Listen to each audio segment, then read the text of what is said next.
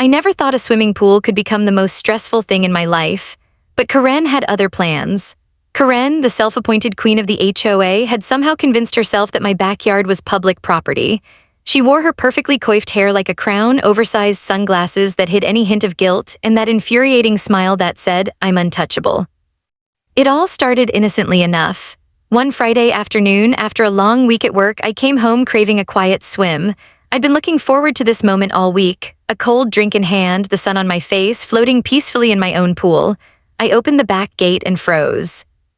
There she was, Karen, floating in my pool. My pool. The smoothie in her hand looked suspiciously like mine, and she had somehow managed to hijack my giant inflatable flamingo. She waved at me cheerfully. "Hey there," she called, as if she'd just wandered into the local YMCA. I blinked. Hi, do you live here?" She laughed, that infuriating cackle that somehow implied I was being unreasonable. "Oh, don't be silly. I just thought I'd enjoy your lovely pool while you're out. You work so hard. You deserve a break, don't you think?" I wanted to laugh, I wanted to cry. Mostly I wanted to push her in, but I smiled politely, figuring she'd leave soon. Spoiler alert, she didn't. The next few weeks were a blur of passive-aggressive notes, awkward casual encounters, and the occasional near-heart attack when I'd come home and find Karen sprawled across my lounge chairs like she owned them. Towels scattered, pool toys rearranged into something vaguely obscene, a smoothie cup floating ominously near my pool filter, every day a new surprise. I tried being polite. I left a note on the deck. "Karen, please do not use my pool. This is private property." The next day, she posted a picture on the HOA's group chat with the caption, "So grateful for my friend letting me enjoy her pool today. Community spirit, sharing is caring." I laughed, but it wasn't funny. Neighbors whispered behind curtains, some shaking their heads, others trying to hide their giggles. No one dared confront her. Karen had a way of making everyone feel small while she strutted around like a goddess of entitlement. She was relentless. One Saturday, I came home to find her sunbathing with a book I hadn't seen in months, leaving crumbs on my patio furniture. Another day, she had the audacity to invite a few of her HOA cronies for a pool party, using my floats and my drink cooler without asking. It wasn't just about the pool. It was about boundaries, respect, sanity, and the increasingly absurd fact that a grown adult could waltz into my backyard and treat it like a public swimming hole. My patience was wearing paper thin, and each new invasion felt like a personal insult. One evening, after yet another incident involving a spilled smoothie and a sun hat that I could swear had been stolen from my own closet, I sat on the edge of the pool with my feet in the water, watching the reflection of my house ripple in the fading sunlight. I muttered to myself, enough is enough. Karen is going to learn the hard way that this is my space. And that's when the idea hit me. I wasn't just going to stop her from using the pool, I was going to create a solution so ridiculous, so clever, that she would never even dare show her face near my backyard again. I spent that night researching, scheming, laughing at the absurdity of it all. There were options, high-tech security cameras, pool alarms, even automated sprinklers, but none of them felt funny enough. Karen needed a wake-up call she'd never forget, something that would make her pause, maybe even reconsider the meaning of boundaries forever. Little did I know, the plan I was about to hatch would escalate faster than I ever imagined. Neighbors would whisper, Karen would escalate, and my backyard, the simple pool that had once promised peace, would become the center of an epic suburban showdown. And trust me, it was about to get wild. I started counting, not how many hours I spent working or the bills piling up or even the emails from my HOA, no, I started counting how many times Karen had waltzed into my backyard uninvited. It was like she had a sixth sense for when I wasn't home, a GPS tracking system embedded in her oversized sunglasses. Every Friday, every Saturday, sometimes even Wednesday afternoons, she was there. It got to the point where I couldn't even relax near my own pool without looking over my shoulder. I imagined her sneaking around the corner, her hair perfectly in place, that smug little grin. One day, I nearly jumped out of my skin because I thought I saw her floating in my pool, but it was just my inflatable flamingo rocking in the breeze. I almost needed therapy. I knew I had to do something drastic. Reasoning with Karen was pointless. Polite requests were useless, passive-aggressive sticky notes. She'd treat them like confetti at a parade. No, if I wanted my backyard back, I had to think bigger and funnier. I spent hours online looking for ideas. Pool alarms, boring, motion sensors, meh, high-tech cameras, overkill but promising. Then I stumbled on it, a product so ridiculous, so absurd, that I laughed out loud just imagining it in action. It was a giant inflatable moat. Yes, a full-on cartoonish moat that wrapped around the pool with a drawbridge that could be lifted with the flick of a remote. I could practically hear Karen gasping the moment she saw it. And if that wasn't enough, I found optional accessories: robotic water jets, a fake crocodile that snapped its jaws at intruders, and even a small fog machine for dramatic effect. This was perfect. Not only would it keep her out, but it would also humiliate her just a little, which, let's be honest, was the best part. I placed my order immediately. Delivery was set for the following week. I could barely sleep for excitement, imagining the look on her face when she arrived for her usual weekend pool takeover and found a medieval fortress where my tranquil backyard had once been. The days leading up to the delivery were pure torture. I started scouting my backyard like a general planning a battle. If Karen shows up early, do I activate the fog machine first or wait until she's on the drawbridge? I muttered to myself, packing back and forth. My neighbors probably thought I'd lost my mind. Maybe I had, but it felt good. A little insanity in the name of self-preservation is totally justified, right? Then came the fateful Friday, delivery day. I watched eagerly as the moat sections arrived, inflated them like a mad scientist assembling a weapon of mass hilarity, and positioned the robotic crocodile strategically near the shallow end. By the time I finished, my backyard looked less like a pool area and more like a set from a fantasy movie. I stepped back and admired my work, trying not to laugh too loudly. And of course, Karen chose that exact moment to appear. I was in the garage adjusting the remote for the drawbridge when I heard her voice. "Hello, anyone home?" I froze. She sounded cheerful, oblivious, confident, like a shark circling its prey. I peeked through the blinds and my jaw dropped. Her eyes went wide the instant she saw the moat, the water jets, and the mechanical crocodile that practically glared at her. I could swear her sunglasses fogged up from sheer panic. For a split second, she hesitated, and then she tried to keep her composure. Is this part of some new HOA initiative?" she asked, voice tight. I grinned behind the glass, pretending to be casual. "Yeah, totally, it's a new safety measure. Can't have anyone just wandering in, you know." She took a cautious step toward the drawbridge, as if testing whether it would spring a trap. I had my finger hovering over the remote. One flick and the fog machine would activate, the water jets would start, and the mechanical crocodile would, well, do what it does best. Her face went pale, lips pressing into a thin line as she slowly realized she was no longer in charge. She had finally met her match. I leaned back, savoring the moment, knowing that the next few weeks would be pure entertainment. Karen wasn't going to give up easily, of course. She never did. But for the first time, I felt a flicker of hope. Maybe, just maybe, my backyard and my sanity would finally be safe. And that's when I realized the real fun was just beginning. The morning after the moat went up, I couldn't sleep. I kept imagining Karen's reaction, replaying it in my head like a movie trailer. Wide eyes, frozen smile, the unmistakable flail of panic as the mechanical crocodile slowly turned toward her. I had to admit, it was satisfying in a way that almost made me feel guilty. Almost. Of course, Karen was not one to give up. By mid-morning, I spotted her peeking over the fence. Just a glimpse of that perfectly coiffed head, and my stomach tightened with both dread and anticipation. She looked confused, cautious, even a little terrified. But in classic Karen fashion, she quickly composed herself, adjusting her sunglasses like armor. I stayed hidden behind my blinds, remote in hand, ready for whatever ridiculous stunt she'd attempt next. Her first approach was subtle, too subtle actually. She tiptoed up to the edge of the moat, hand extended as if she was going to delicately dip a toe into my pool. "Just checking the water temperature," she called out, her voice squeaky with forced calm. I raised an eyebrow and pressed a small button on the remote. A gentle jet of water shot up toward the drawbridge, drenching the tips of her shoes. She jumped back, shrieking in that unmistakable Karen shriek, half panic, half indignation. Oh my, this isn't safe, you can't do this," she shouted, waving her arms like a storm was coming. I bit my lip, struggling not to laugh. The neighbors across the street were probably getting front row seats to the best HOA drama of the year. Karen's next move was classic. If subtlety failed, escalate. She pulled out her phone, presumably to film me or herself, probably intending to go viral as the woman terrorized by a pool owner. I watched as she tiptoed again, this time trying to bait the mechanical crocodile with a plastic flamingo I'd left near the moat. The croc snapped its jaws slowly, mechanically, and Karen flinched so hard she nearly fell backward. She let out a high-pitched squeal that made me laugh so loudly I almost woke the neighbors. I had to calm myself. The moment had to be savored, stretched out, enjoyed. By mid-afternoon, Karen escalated again, taking things to a level that I didn't even think was humanly possible. She brought reinforcements. Two of her HOA friends, armed with sun hats, clipboards, and the kind of smug confidence only HOA members possess, appeared at my fence, peering over, whispering to each other, clearly strategizing. I imagined them plotting some sort of invasion, like a medieval army staring down a moat they couldn't cross. And they had no idea I had the fog machine ready. One button and the entire backyard would vanish in a misty cloud, leaving only the croc snapping ominously in the distance. Karen, of course, decided to make a speech. "We just want to talk, we can work this out," she called, waving her clipboard like a peace treaty.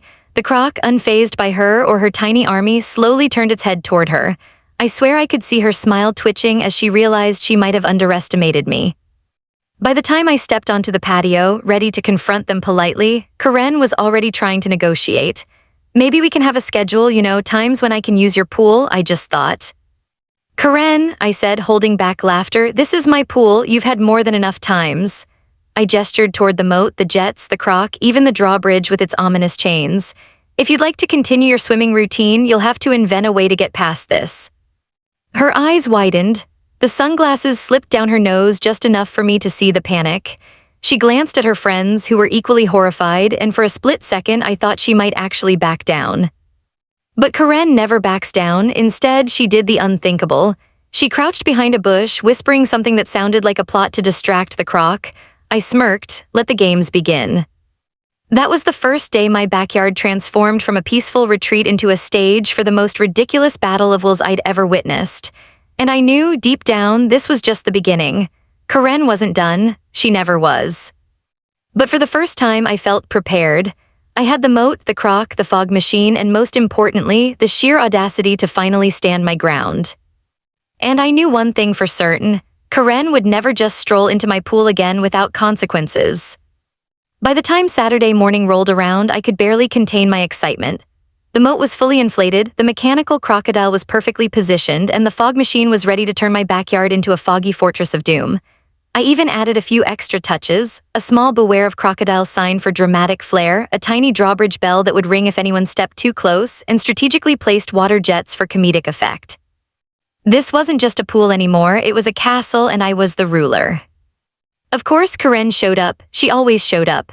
I spotted her from the window, strutting down the sidewalk with her usual confidence, clipboard in hand, sunglasses glinting in the morning sun.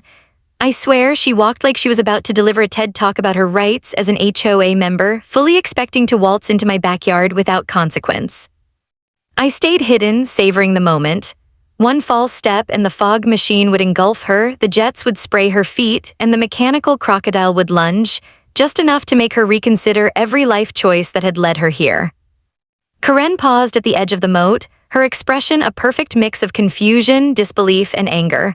What is this?" she asked, gesturing toward the inflatable barrier that had completely transformed my once tranquil backyard into something out of a fantasy movie. I stepped onto the patio, pretending to stretch lazily, hiding a grin. "It's a safety measure," I said casually, as if this kind of thing was completely normal. "I read online that pools can be dangerous. Accidents happen." Karen's jaw tightened. "Safety measure? This is ridiculous. I can't even get near the pool." Her voice rose, teetering on the edge of hysteria. She waved her clipboard like it was a sword, trying to assert control. "I demand." The fog machine hissed to life, sending a low, mysterious cloud creeping toward her. Karen froze, eyes wide, and took a cautious step back. I pressed a button, and a jet of water shot out near the drawbridge, drenching the tips of her shoes. Her gasp was glorious. What is this?" I finally couldn't hold it in. I laughed, the sound echoing across the neighborhood. "It's called boundaries. Karen, ever heard of them?" Her face twisted in disbelief, then indignation. She tried to step forward again, but the mechanical crocodile, its jaws snapping slowly, menacingly, stopped her in her tracks. She jumped back so hard she nearly toppled into the grass. I leaned against the railing, enjoying the spectacle. My neighbors peeked from behind curtains, whispering, some laughing quietly, others shaking their heads in admiration. For once, Karen was on the other side of power. She wasn't in charge. She wasn't untouchable. She was just Karen. Her friends from the HOA appeared a few feet behind her, hesitating as they took in the scene. They whispered urgently to each other, probably debating whether to intervene or retreat. Karen straightened, trying to regain composure, adjusting her sunglasses like armor. This is absurd. I have the right." I cut her off with a simple hand gesture toward the moat. The only right you have here is the right to stay on your side of the sidewalk." She flinched, realizing the extent of my preparation. Every angle had been thought out, every potential loophole sealed, every escape plan blocked. For the first time, she looked genuinely unsure. Then, in true Karen fashion, she tried one last desperate tactic, pleading, Maybe we can come to some sort of compromise, a schedule. I promise to follow the rules." I raised an eyebrow, suppressing a laugh. "Karen, I think you'll find the rules are simple. Step over this moat and you meet the croc. Step back and you stay dry. It's really very easy." Her friends whispered frantically, trying to convince her to retreat. Karen's shoulders slumped slightly. The confidence that had carried her through countless HOA meetings, pool parties, and neighborhood dramas had finally cracked. As she slowly turned and walked away, muttering about legal action and unfair treatment, I felt a rush of satisfaction. My backyard was finally mine again, peace at last, or so I thought. Because Karen never truly gives up, but for now she had met her match, and my moat, my croc, and my fog machine had proven themselves worthy. I leaned back, sipped my drink, and watched her disappear down the sidewalk, thinking, this is just the beginning, but I'm ready. I thought Karen would finally get the message. She had seen the moat, the mechanical crocodile, the fog, and even the water jets that could soak an unsuspecting intruder in seconds. I thought, surely this is enough. Surely she'll retreat and leave me in peace. Silly me. By midweek, Karen had regrouped. She returned, and this time she brought reinforcements, 2 friends from the HOA armed with clipboards, sunglasses, and enough entitlement to fill a small stadium. They huddled near the sidewalk, whispering conspiratorially, clearly plotting an invasion. I could almost hear the gears turning in Karen's head. If subtlety failed, try audacity. I stayed hidden behind my blinds, finger hovering over the fog machine remote, ready to activate at the first sign of intrusion. I could see Karen peeking over the edge of the moat, scanning for weaknesses. She crouched low, like she was about to tiptoe across a battlefield, and then she pulled out a ladder. A folding aluminum ladder which she attempted to use as some kind of bridge over the moat. I froze. Part of me wanted to applaud her creativity, part of me wanted to laugh until I cried. I pressed a button on the remote, sending a jet of water directly at the bottom of the ladder. Karen yelped, wobbling precariously, and nearly toppled over. Her friends gasped. One whispered urgently, maybe we should just go, but Karen waved her off. Determination or delusion radiated from her. She tried again, this time tiptoeing across the ladder like some DIY tightrope walker. The mechanical crocodile's head pivoted slowly toward her, snapping its jaws with an ominous clack. Karen froze. Her confidence faltered for a split second, then she muttered, I can handle this. I pressed another button. Fog rolled out from the sides, swirling around her legs, hiding the croc, hiding the moat. She gasped and froze, disoriented. I could hear her friends whispering frantically, trying to figure out if this was legal, ethical, or just completely insane. Karen's determination turned into desperation. She tried pleading next. I just want to enjoy the pool for a few minutes. This isn't fair. Her voice was high-pitched and quivering, but still laced with that same unshakable arrogance. I stepped out onto the patio, pretending to casually sip my drink, letting her stew. Karen, it's very simple, I said, voice calm. You either stay out of my backyard or face the consequences. I gestured toward the moat, the croc, the fog. You decide. She hesitated, muttering something about calling the HOA, filing complaints, and rules she was certain she had the right to enforce.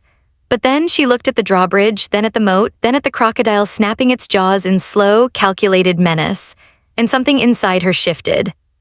Her friends, sensing victory slipping through their fingers, tugged at her arm. Come on, Karen, one whispered. This isn't worth it. Karen glared at me one last time, lips pressed thin, then stormed off down the sidewalk. I could hear her muttering as she went, promising herself, me, and the entire neighborhood that she'd be back with a better plan. I couldn't help but laugh. My backyard was safe for now, but I knew better than to relax completely. Karen never gives up. The battle might be over for today, but the war was far from finished. Still, I leaned back on my lounge chair, letting the sun hit my face, sipping my drink. I had won a small victory, and it felt glorious. I glanced at the mechanical crocodile, which snapped its jaws in an eerily lifelike fashion and whispered, good job, buddy, couldn't have done it without you. Neighbors peeked through their windows, some shaking their heads in disbelief, others silently cheering. My backyard, once a peaceful oasis, had become a stage for comedy, suspense, and poetic justice, and I had front row seats. As the sun dipped low, I realized something important. Creativity, patience, and a little bit of audacity go a long way.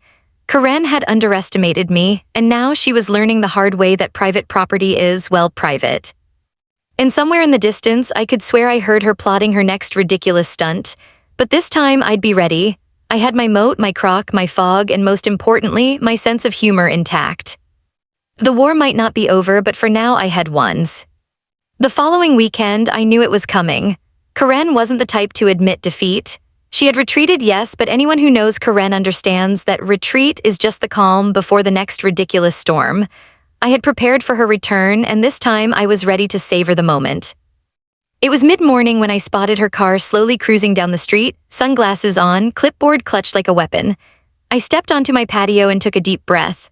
My backyard looked like something out of a fantasy epic. The moat glistening in the sun, the mechanical crocodile's jaws snapping slowly, fog curling around the edges, and the drawbridge standing proud like the final defense of a fortress.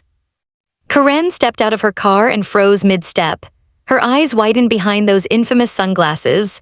I swear I could see the mental gears turning. How did he do this? She approached cautiously, measuring each step.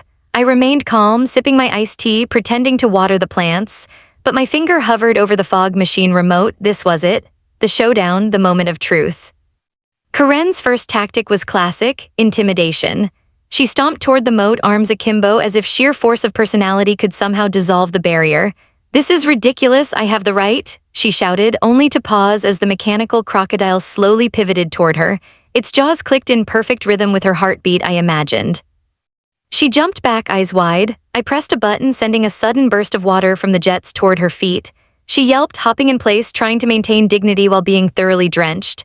Her friends from the HOA, yes, she had recruited reinforcements again, stood behind her, muttering about legal action and how far this could go. I smiled to myself. Next came the pleading. Karen raised her arms, voice shaking slightly but still loud enough for the neighborhood to hear. "We just want to enjoy the pool. It's the weekend. Surely there's a compromise." I laughed, trying to keep my composure. "Karen, the compromise is simple. You stay on your side of the sidewalk and my backyard remains your nightmare-free zone. Step over the moat and you face, well, that." I gestured toward the croc, the fog curling eerily around its snapping jaws, and the moat that looked like it could swallow a small horse. Karen hesitated. I could see it in the twitch of her lips, the shift in her posture. She knew she had been bested, but giving up wasn't in her vocabulary. She leaned toward the drawbridge, clearly considering whether she could somehow make it across without activating my defenses. I pressed another button. The fog machine hissed to life, enveloping the area in a thick, mysterious mist. Karen gasped, her friends flinched, and I swear I saw a bead of sweat drip from the corner of her perfectly coiffed hair. I leaned back on my lounge chair, sipping my drink, relishing the moment. Then came the moment I had been waiting for, the final retreat. Karen took one last step, glanced at the moat, the croc, and the fog, and froze. She opened her mouth, probably to yell something dramatic, but no words came out. She turned on her heel, stomped back to her friends, and they retreated down the street like a tiny, soggy army defeated by an inflatable fortress. I couldn't help myself. I laughed so hard I nearly spilled my drink. The neighbors peeked out their windows, whispering, some trying to hide their amusement, others silently cheering. My backyard, once a quiet refuge, had become a battlefield where creativity, patience, and a little bit of audacity had triumphed. As the sun began to dip, casting long shadows across the moat, I realized something. Karen had met her match. The war wasn't technically over. She would undoubtedly plot her next ridiculous scheme, but for now she had learned that my backyard was off-limits. That lesson had been delivered in style, with water, fog, and mechanical snapping jaws. I leaned back, smiling, letting the tension drain away. For the first time in weeks, I could imagine swimming in peace. No floaty thefts, no smoothie thefts, no uninvited sunbathers. Just me, my pool, and the satisfaction of knowing I had won. And somewhere, probably in a car down the street, Karen was plotting her next move. But that, I decided, was a problem for future me. Today, my backyard was mine. Today, the moat, the croc, and the fog had spoken loud and clear. Boundaries exist for a reason. After the ultimate showdown, I finally had a moment to breathe. The moat was still inflated, the mechanical crocodile's jaws snapped lazily, and the fog machine rested quietly as if it knew its job was done. I sank into my lounge chair, feeling the sun warm my face, and for the first time in weeks, I could enjoy my backyard in peace. Karen hadn't returned, not yet. I half expected her to appear at any moment, armed with more outrageous plans, perhaps even a full marching band to intimidate me into surrender. But the days passed and my backyard remained mine. The quiet was glorious. I could float on my inflatable flamingo, sip iced tea, and not worry about someone stealing my sun hat or leaving crumbs on my deck. Neighbors began to notice the change too, quietly of course. I caught Mr. Thompson peeking through his blinds with a satisfied grin, probably thinking finally someone stood up to her. Mrs. Garcia waved at me from across the street, holding her coffee, whispering something like, "You really showed her." Even the kids seemed to sneak extra glances at the moat, eyes wide with fascination. It was a small victory for everyone suffering under Karen's antics. Meanwhile, I watched for signs of Karen's return. She was a clever opponent after all. She might be planning a revenge pool party or some elaborate HOA petition to reclaim my backyard. I imagined her huddled with her friends, plotting strategies like generals in a war room, ignoring the absurdity of it all. But days passed and nothing happened. No car creeping down the street, no sunglasses glinting over the fence, no clipboard-wielding army. Karen was gone. My moat, my crock, and my fog machine had done their job. I had won, and the victory felt sweeter than I could have imagined. I began to enjoy the little things again, floating lazily in the pool, feeling the water ripple over my toes, watching the sunlight glint off the moat, even giving the mechanical crocodile a little tap on its head as if to say, "Good job, buddy, couldn't have done it without you." Life, for the first time in weeks, felt normal. And then came the small, comedic reminders of Karen's attempts to reclaim control. A note appeared on my mailbox one morning, carefully folded, dripping with passive-aggressive flair. "This is not over, you haven't seen the last of me." Karen, I laughed out loud, imagining her practicing that signature shriek in front of a mirror, plotting her next move. The absurdity of it all was almost too much. I decided to respond in my own subtle way. I taped a small note to my patio furniture. "Karen, we're all out of smoothies, please stay dry." A tiny victory in the ongoing saga, but a victory nonetheless. It was my way of asserting control without escalating further. After all, the moat, crock, and fog machine had already delivered the ultimate lesson. The neighborhood, meanwhile, had started treating my backyard as a legend. People whispered about the pool fortress and the mysterious mechanical crocodile that protected it. Some laughed, some shook their heads, but everyone understood one thing: boundaries mattered. And for once, someone had enforced them creatively, humorously, and effectively. As the sun set, painting the water in shades of orange and pink, I leaned back on my lounge chair, sipping my drink. I felt a profound sense of satisfaction. Karen might return someday, she always does, but for now, she had learned her lesson. My backyard was mine, my pool was mine, and my sanity was intact. I even allowed myself a small chuckle when I imagined her telling her friends about the humiliation she had suffered at my hands. The fog, the crock, the moat. Surely she would spin it as some kind of HOA injustice, but I didn't care. I had won, and that was enough. For now, peace had returned.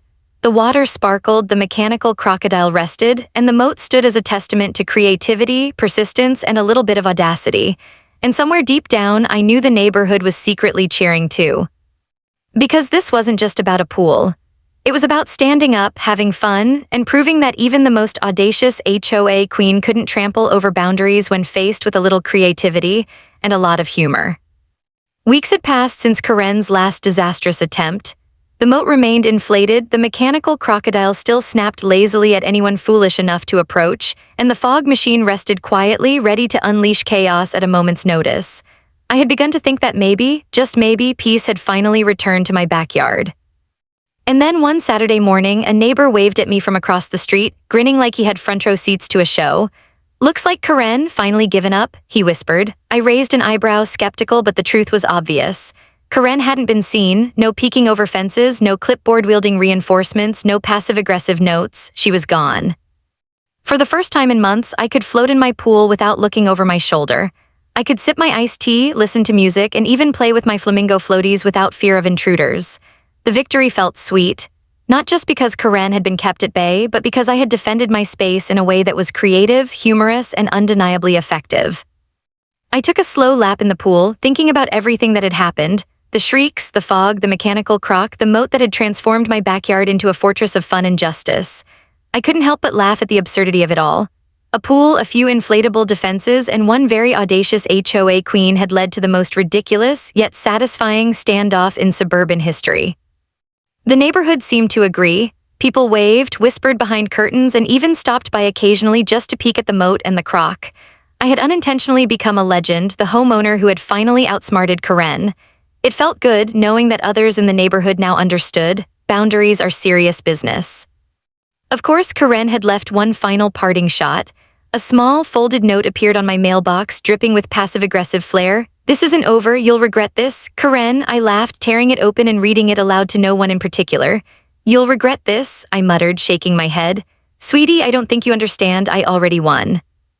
I taped the note to my pool chair as a trophy. A reminder of the battle, a symbol of victory, and in the end that was enough. Karen might return someday with another absurd plan, but she would think twice before stepping foot in my backyard. She had met her match, and the moat, crock, and fog machine had delivered the lesson perfectly. I even started joking with neighbors about giving tour of my fortress pool. "Step carefully," I'd say, "or the crocodile might get you."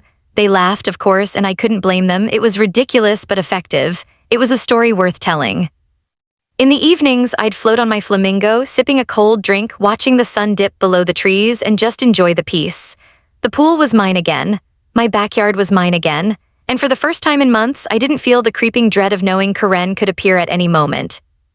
Somewhere I imagined Karen plotting her next absurd scheme, probably practicing her shriek in front of a mirror. But this time she knew the stakes. This time she knew the moat, the crocodile, and the fog machine weren't just decorations, they were warnings. And she had finally learned the most important lesson of all: my backyard, my rules. I leaned back, taking a long sip of iced tea, smiling to myself. The battle was over. Karen had been defeated not with anger or confrontation, but with creativity, humor, and a little bit of audacity. My backyard was safe, my pool was peaceful, and the story of Karen versus the moat would live on in neighborhood lore for years to come. As the sun set, casting a golden glow across the water, I whispered to the mechanical crocodile, "Good work, buddy, we did it." And for the first time in a long time, everything felt right. Karen wouldn't be back. My backyard was mine. Victory had never been sweeter or funnier. Every HOA has a story on HOA Headaches. You'll hear the ones they tried to bury. Subscribe today.